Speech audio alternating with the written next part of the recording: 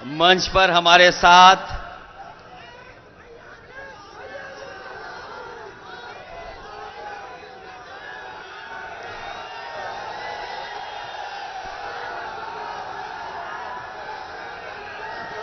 इस बार तो कुछ जोश और तरह का दिख रहा है और ये अच्छा है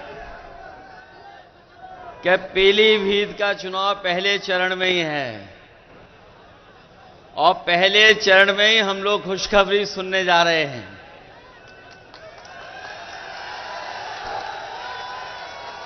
मैं सबसे पहले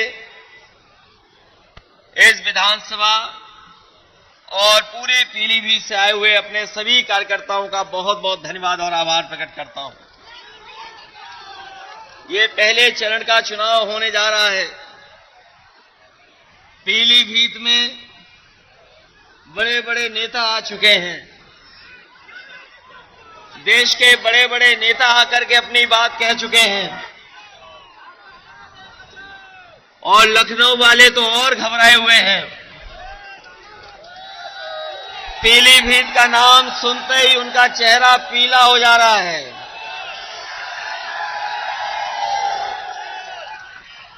पीलीभीत का नाम सुनते ही भारतीय जनता पार्टी के तमाम नेताओं का चेहरा पीला हो जा रहा है और ये इसीलिए हो रहा है कि यहां की जनता ने इस बार मन बना लिया है और समाजवादी पार्टी को ऐतिहासिक वोटों से जिता करके भेजना चाहती है। अभी तक तो हमें यही पता लग रहा है लखनऊ में कि इस बार पीलीभीत में साइकिल चल रही है, इंडिया गठबंधन जीत रहा है। ये पीलीभीत हमारी बांसुरी के लिए भी जाना जाता है। ये बात तो प्रधानमंत्री जी भी जान गए कि बांसुरी के लिए जाना जाता है, लेकिन पीलीभीत की जनता तो तब चैन की बंसी बजाएगी जब भारतीय जनता पार्टी यहां से जाएगी। चैन की बंसी तभी बजेगी कि नहीं बजेगी। ये याद रखोगे कि किस तरह नुकसान किया इन्होंने। हमारे हर वर्ग के लोगों को दुखी किया ने के दुखी किया। हम तो अपने सभी गुरुओं संत और सबको प्रणाम करते हैं और अपने सिख भाइयों से भी कहेंगे कि इन्होंने अपने मान सम्मान से कभी समझौता नहीं किया और कभी भी अगर देश की रक्षा के लिए इन्हें अपनी जान भी न्यौछावर करनी पड़ी होगी तो हमारे सिख समाज के लोग कभी पीछे नहीं हटे होंगे। इसलिए हमारे सिख समाज ने देखा है किस तरीके से आंदोलन चला था, कितने लोगों की जान चली गई। बताओ इस चुनाव में दिल्ली वालों को सजा दोगे कि नहीं सजा दोगे? अपने वोट से इनको सजा दिलाओगे कि नहीं? ये हमारे आपके भविष्य का चुनाव तो है ही है, लेकिन ये देश के भविष्य का चुनाव भी है। ये चुनाव संविधान बचाने का भी चुनाव है। ये चुनाव हमारा लोकतंत्र बचाने का भी चुनाव है और ये चुनाव हमारे आपके भाईचारा की जो मोहब्बत का और प्रेम से हम लोग रहते आए हैं, जो हमारे भारत की पहचान है, हमारी संस्कृति की पहचान है, उसको बचाने का भी चुनाव है। इसलिए चुनाव आप अपना चुनाव समझ करके और आने वाली पीढ़ी के भविष्य का भी चुनाव है। सोचो अगर संविधान को खतरा हो जाएगा तो बताओ हमारे अधिकार छीने जाएंगे कि नहीं छीने जाएंगे? जो अधिकार हमें मिले लड़ करके देश की आजादी दिलाने के लिए इस देश के लोग एक हो गए थे, तब देश की आजादी मिली थी। आज फिर हमें एक बार अपने संविधान और लोकतंत्र को बचाने के लिए लड़ना पड़ेगा। बताओ आप लड़ोगे कि नहीं लड़ोगे? ये लड़ाई कोई छोटी लड़ाई नहीं है। बताओ हमारे किसान भाइयों, एमएसपी के लिए लगभग 1000 किसानों की जान गई कि नहीं गई? बताओ आप। दिल्ली में जब 3 काले कानून हटने थे, एमएसपी को कानूनी अधिकार मिल जाए। 1000 किसानों ने की लगभग जान गई कि नहीं गई? तो बताओ, हम समाजवादी लोगों ने और इंडिया गठबंधन ने कहा है कि सरकार बनेगी तो एमएसपी के लिए कानून बना करके अपने किसानों को एमएसपी फसलों की दिलाने का काम करेंगे। न केवल एमएसपी का कानूनी अधिकार देंगे, बल्कि हम अपने किसान भाइयों को कह के जा रहे हैं, गरीब भाइयों को, ये जो दिल्ली वाले लोग हैं, इन्होंने बड़े बड़े उद्योगपतियों के, बड़े बड़े कारोबारियों के 15 लाख करोड़ बैंकों का पैसा माफ किया है। अभी तक 10 साल में इन्होंने लगभग 15 लाख करोड़ उद्योगपतियों का कर्ज माफ किया है। और ऐसा भी देखने को मिला है कि जिन व्यापारियों ने कर्ज लिया, जो कर्ज नहीं दे पाए, उनको माफ कर दिया इन्होंने और दोबारा बैंक से उन्हें कर्ज दिलवा दिया। ये आपने आंकड़े निकलवा लेना। और बहुत सारे लोग, बहुत सारे उद्योगपति वो भी हैं जो कर्ज में डूबे थे, कर्ज उनका माफ करके बीजेपी ने बचाया और बाद में उन्हीं उद्योगपतियों से इलेक्ट्रल बॉन्ड ले लिए। बताओ, इलेक्ट्रल बॉन्ड लेने वालों का कर्ज माफ हुआ कि नहीं हुआ? आपको तो पता होगा, देश में सबसे ज्यादा वसूलने का काम अगर किसी पॉलिटिकल पार्टी ने किया तो बीजेपी ने किया कि नहीं किया? इसलिए अपने किसान भाइयों को हम कह के जा रहे हैं, इंडिया गठबंधन बनेगी सरकार, किसानों का पूरा कर्ज माफ होगा। जब उद्योगपतियों का 15 लाख करोड़ माफ हो सकता है, तो हमारे किसानों का कर्ज माफ क्यों नहीं होगा? तो बताओ, अपना वोट देकर के कर्ज माफ कराने का काम करोगे? संविधान बचाने के लिए भी वोट कर देना, क्योंकि आपके वोट से ही संविधान बचेगा। आपके वोट से ही देश का लोकतंत्र बचेगा। आपके वोट से ही किसान खुशहाल होगा। आपके ही वोट से नौजवान को नौकरी मिलेगी। आपके ही वोट से आरक्षण बचेगा। और हम फिर कहते हैं, एनडीए को कोई हराएगा तो हमारा ये पीडीए परिवार हराएगा। ये पीडीए परिवार बैठा है, यही एनडीए को हराने का काम करेगा।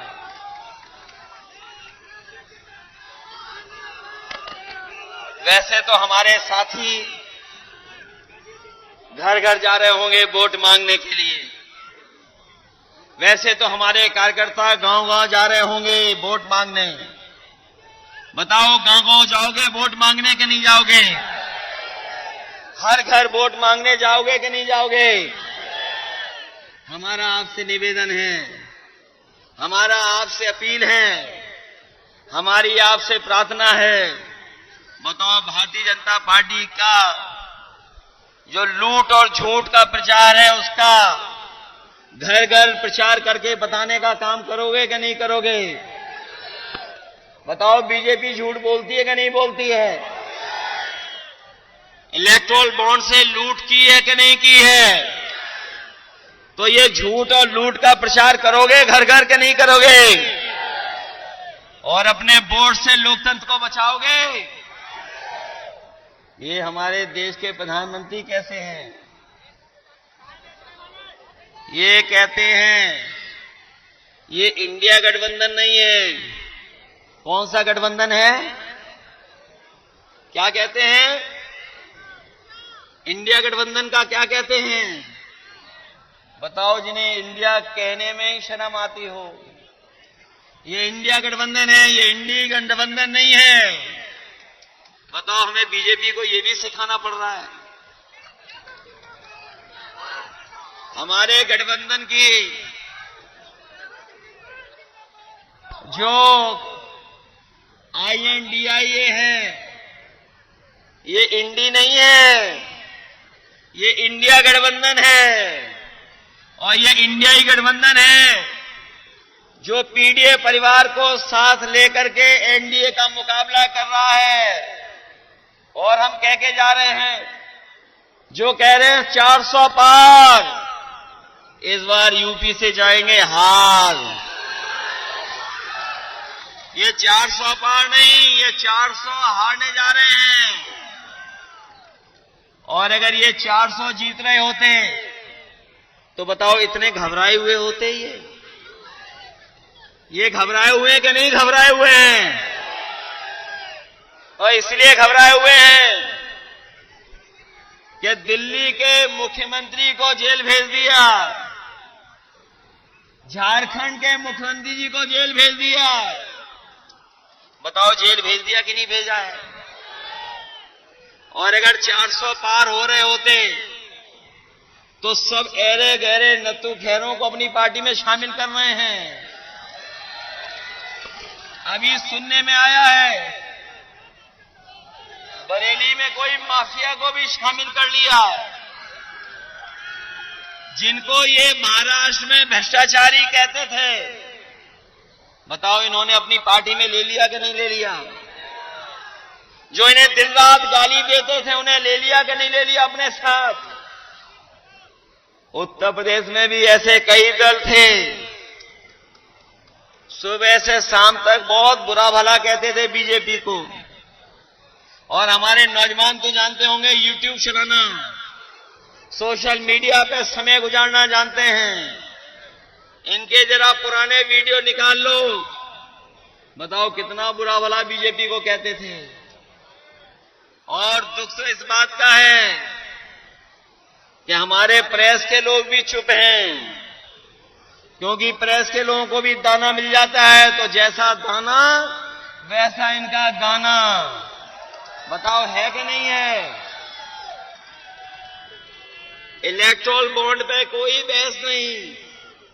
एक आध चैनल है जिसमें बहस हो रही है, एक आध चैनल है उसमें बहस हो रही है।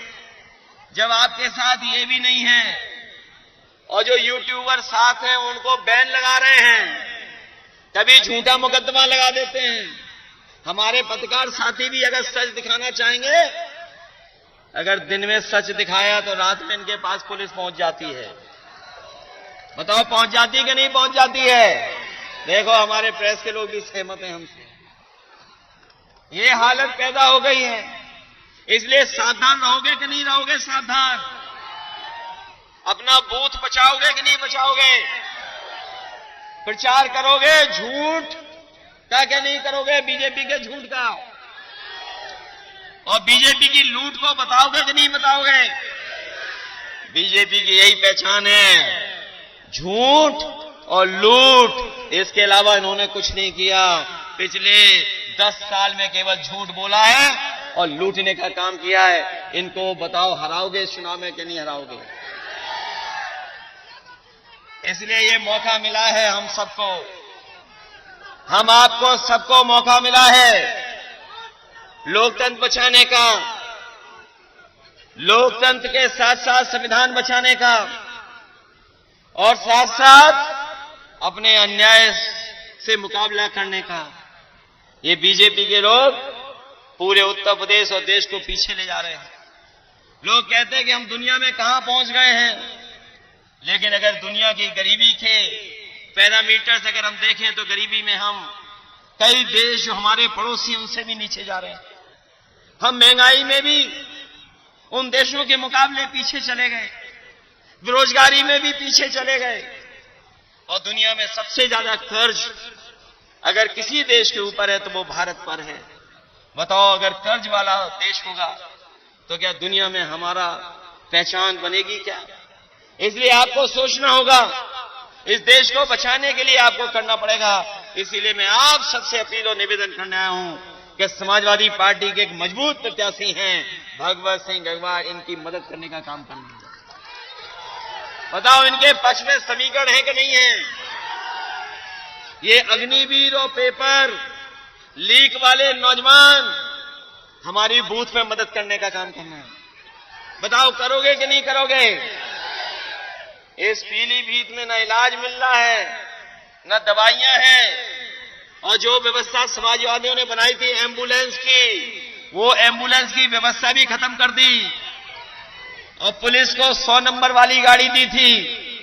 बताओ गाड़ी को खराब कर दिया पुलिस ने, क्या नहीं खराब कर दिया?